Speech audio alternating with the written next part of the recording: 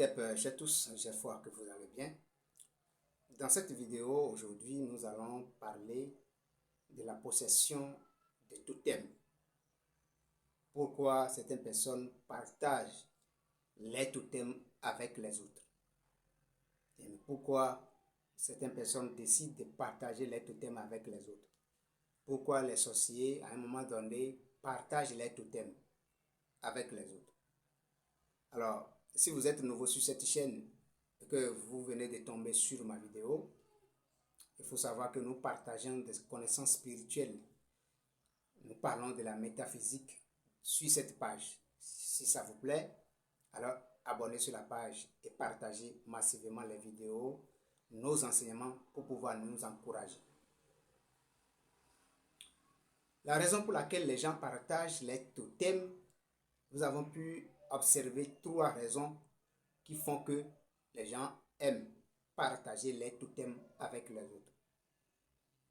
La première raison, c'est que à un moment donné, lorsque vous avez un totem, ça peut être un totem de la sorcellerie, ça peut être une entité, ça peut être un esprit que vous possédez.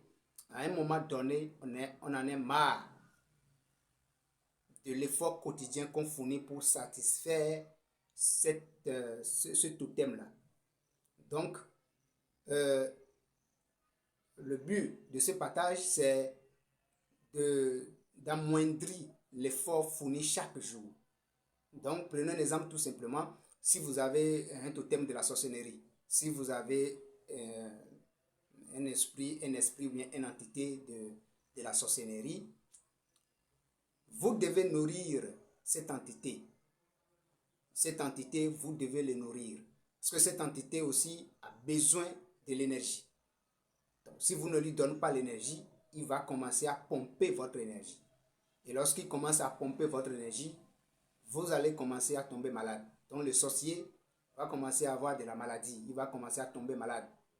Donc, pour éviter ça, alors là, le sorcier a dans l'obligation de donner nourriture, de donner l'énergie chaque jour. Il doit donner l'énergie à cette entité-là. Là, nous devons expliquer que le sorcier est l'esclave de sa sorcellerie. Le sorcier est l'esclave de sa sorcellerie. Si la sorcellerie qui est en lui, c'est-à-dire que l'entité qui est en lui n'est pas satisfaite, alors le sorcier peut faire n'importe quoi pour satisfaire son entité. Sinon, c'est sa propre vie qui est en danger. C'est pour cela que les sorciers n'ont pas de pitié. C'est pour cela que les sorciers n'ont pas de pitié. Parce que c'est leur propre vie qui est en danger. Donc, pour cette raison, pour diminuer un peu l'effort fourni chaque jour, on décide de partager cette entité-là. Donc, je partage, l'autre aussi partage pour amoindrir l'effort fourni chaque jour. Parce que si une entité sorcière qui est en vous et que vous devez fournir, vous devez donner, je prends un exemple, vous devez lui donner 1 litre de sang par jour. Quand vous avez partagé, ça ne serait pas 1 litre, ça va diminuer. Ça peut être demi-litre, ça peut être... voilà, donc ça va diminuer, l'effort va diminuer. C'est pour cette raison qu'on partage les totems. Deuxième raison que nous avons pu observer, c'est lorsque on sait que vous voulez briller, lorsqu'on sait que vous avez une étoile qui brille. Donc, lorsque un sorcier se rend compte que vous êtes né sur une étoile qui va briller, ce n'est pas seulement le sorcier, hein. Il faut comprendre cela, ce n'est pas seulement le sorcier. Mais quelqu'un qui possède un totem va essayer de voler votre étoile. Comment il va faire? Il va essayer de vous donner quelque chose à manger. Donc, lorsque vous avez mangé cela, vous avez déjà installé cette entité-là en vous. Cette entité va s'accrocher sur votre corps énergétique. Il va s'accrocher sur le corps énergétique et il va commencer à pomper votre énergie. Et l'autre qui a donné cette entité, qui vous a donné cette entité, à chaque fois que lui il a besoin de pouvoir, à chaque fois qu'il a besoin de beaucoup d'énergie pour effectuer certaines opérations dans le monde invisible, il se connecte directement avec l'entité qui est en vous. Donc, lorsque l'opérateur ou bien le donneur ou bien le partageur de cette entité, lorsqu'il a besoin beaucoup d'énergie pour effectuer, d'accord, certains travaux dans le monde invisible ou bien pour faire certains miracles, là, il va se connecter directement sur cette entité-là. Donc, lorsqu'il se connecte avec l'entité, il va pomper l'énergie à partir de cette entité. Parce que sans cette entité, il ne peut rien faire. Même, il peut vous voir en train de briller, mais il ne peut rien faire. Mais une fois que cette entité est installée en vous, c'est fini. Il a le contrôle sur vous.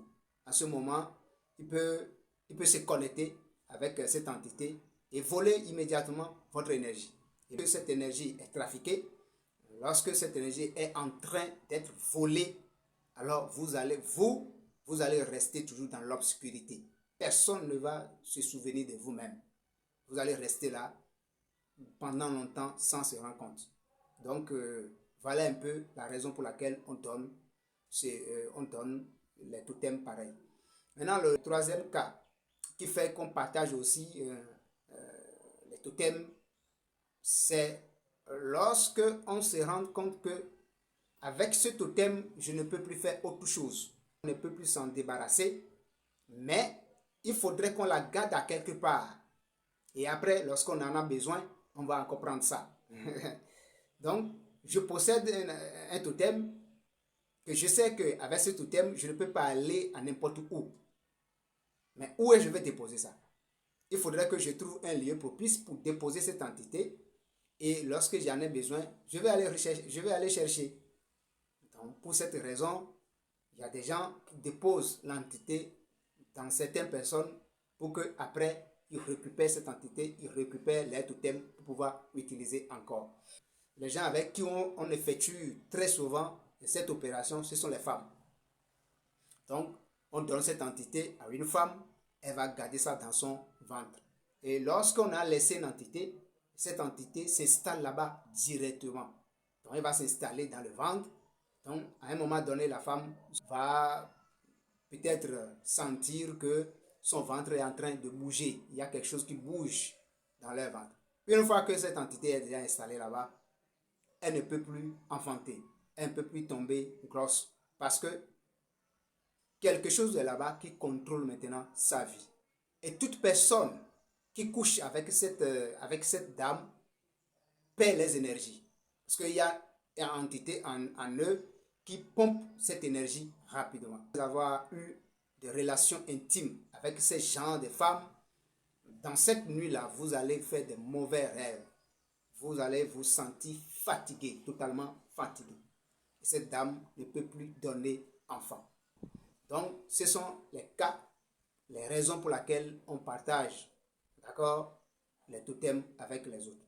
Mais ce qui est un peu dangereux, ce que je vais signaler ici, ce sont nos frères qui veulent avoir la connaissance spirituelle. Ils courent vers les gens qui s'initient. À un moment donné, ces gens se retrouvent dans un grand problème. Ils constatent finalement que après l'initiation, ils ne se sentent plus à l'aise. Pourquoi? Parce qu'on les a donné une entité qui commence à les déranger.